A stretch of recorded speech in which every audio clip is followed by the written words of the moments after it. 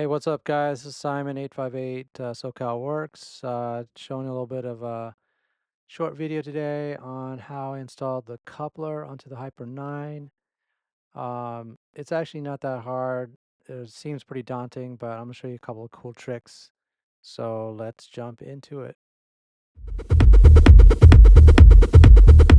All right, I got these spacer rings for the Hyper 9. This tells you this puts the coupler at the exact space amount so that when you attach the adapter plate to the transmission, the coupler and the flywheel and everything will line up. So I got one of these. We're gonna drop that in. All right, spacer ring in there. Okay, after the spacer ring's put in, you need to put the key into the shaft.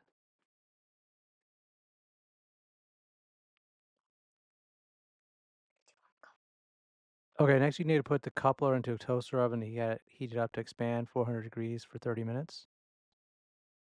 Okay, as the coupler is heating up and expanding, what you want to do is you want to get the shaft to shrink by cooling it. And so here's a really cool trick.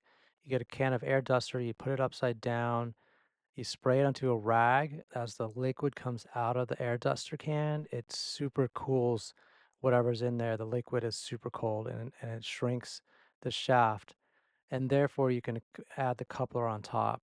So in this video, you're actually seeing the coupler already attached. I didn't have the video for the shaft, but it's the same purpose. And so you're kind of seeing that. You can see ice is forming even it's so cold. So once that's done, then you take the coupler out and you slam it on top. Okay, so here's the last step. Doing this in super slow motion. Basically, you take the coupler out of the oven. You get some oven mitts, of course. You position it over along the key, and then you just slam it down with your hand.